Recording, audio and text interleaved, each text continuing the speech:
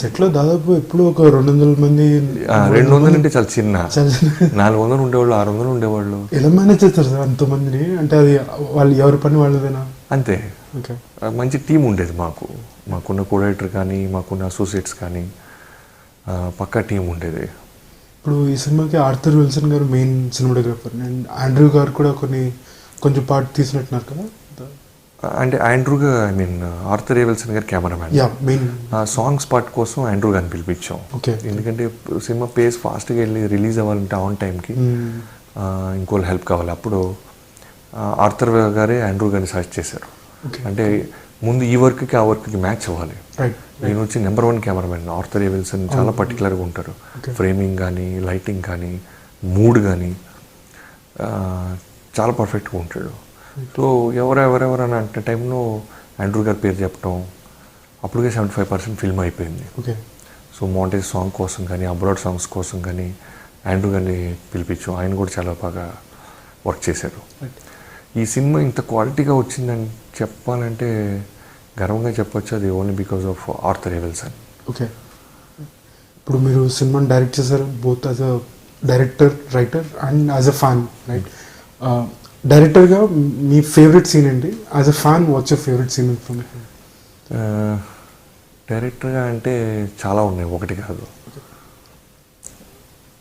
ఎందుకంటే నా favourite scenes అన్నీ నేను తీయగలను. నాకు నచ్చని ఆల్మోస్ట్ డిస్కషన్ పెట్టి నేను కన్విన్స్ అవ్వటం, కళ్యాణ్ గారి దగ్గర నుంచి మోర్ ఇన్పుట్ తీసుకోవటం జరుగుతూ ఉండేది. ఫ్యాన్గా వచ్చి హీరో ఇంట్రో ఒకటి ఉంటుంది. తర్వాత ఫస్ట్ హాఫ్లో గబ్బర్ సింగ్ బ్యాచ్తో ఒక సీన్ ఉంటుంది. అంటే ఎంత ఇష్టం అంటే నాకు ఆ సీను జనంతో ఎప్పుడు 8th రిలీజ్ అవుద్దా, అది జనంతో పాటుతో వెనక నుంచి వాళ్ళ రియాక్షన్, హీరో గారి పర్ఫార్మెన్స్ ఈ రెండు చూడాలి, కళ్యాణ్ గారి పర్ఫార్మెన్స్. అలానే ఇంటర్వల్ బ్లాక్, వీటన్నిటిని పక్కన పెడితే క్లైమాక్స్. హార్స్ మేలా సీన్ అన్నారు అదే. హార్స్ మేలా సీన్ వచ్చి డ్రామా ఉంటుంది. దాంట్లో కూడా ఫ్యాన్స్ కావాల్సిన ఒక విజువల్ ఫీస్ట్ ఉంటుంది. క్లైమాక్స్ పార్ట్ మాత్రం మీడియా తరపున నేనేం చెప్తున్నానంటే, కాగితాలన్నీ మీరు పొరపాటున ముందే వేస్ట్ చేసుకోవద్దు. హోల్డ్ చేసుకుంటూ బడ్జెట్ ప్లాన్ ప్రకారం డివైడ్ చేసుకోండి. ఇంటర్వెల్కి ఏం వేసుకోవాలి, తర్వాత సెకండ్ హాఫ్లో సీన్స్కి ఎలా చేసుకొని, కొన్ని ఫస్ట్ చూసిన వాళ్ళు పాపం మెసేజ్ పెడితే ట్విట్టర్ కానీ ఎఫ్బీలో బెటర్, ఏ సీన్స్కి అవి డివైడ్ చేసుకొని ఆ కాగితాలు ప్లాన్ చేసుకోవాలి. లేకపోతే డిసప్పాయింట్ అవుతారు. కాగితాలు లేక వాడి చొక్కా వీడి చొక్కా పట్టు.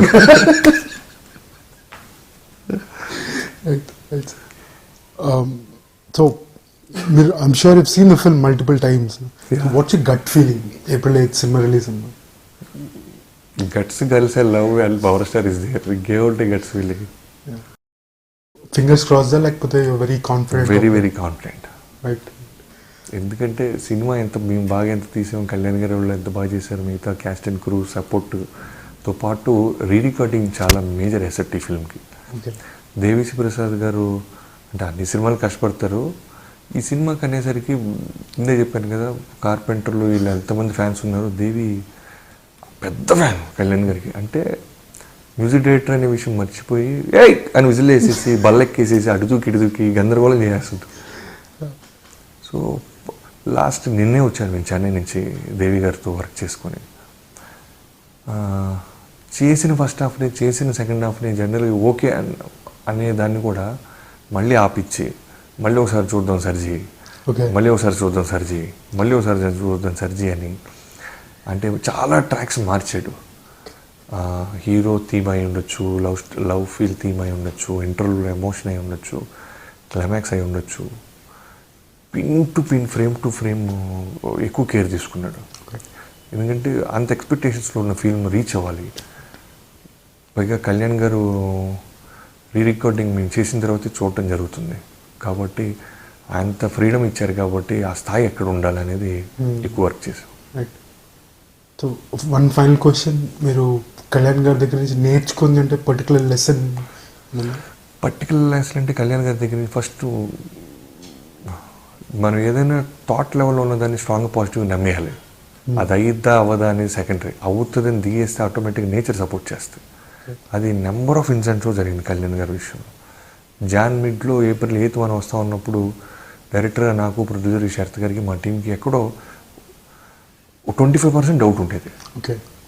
To be frank with you 25% ఎలా వర్కింగ్ డేస్ వేసుకున్నాం, రైట్ తర్వాత ఉన్న డేస్ వేసుకున్నాం, సండేస్ ఫెస్టివల్స్ ఇవన్నీ చూసుకుంటుంటే ఎలా అవుతుంది. బట్ ఆయన మాత్రం కాన్ఫిడెంట్గా అయిపోతుంది. ఏప్రిల్ 8th అవర్ ఫిల్మ్ అనేవాళ్ళు.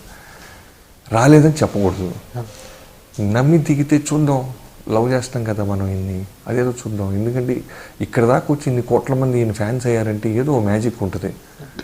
అని దిగితే జాన్ ఎండ్కి మాకు క్లారిటీ వచ్చింది. ఆ 15 రోజుల్లోనే మేము ఎంత వర్క్ అచీవ్ చేయగలుగుతున్నాం, ఎలాంటి బ్యారిగేట్స్ దాటుతున్నాం అనేది మాకు అర్థమైంది. సో నమ్మి చేస్తే ఏదైనా సరే నేచర్ సపోర్ట్ చేస్తా అనేది ఆయనే best lesson for me. And అదే ఫస్ట్ హాఫ్లో రౌడీలతో ఒక సీన్ ఉంటుంది, ఓకే, గబ్బర్ సింగ్ బ్యాచ్తో. ఆ సీన్ బాగా ఆయన ఎంజాయ్ చేశారు, మేము అందరూ బాగా ఎంజాయ్ చేశారు. చాలా మందికి తెలియదు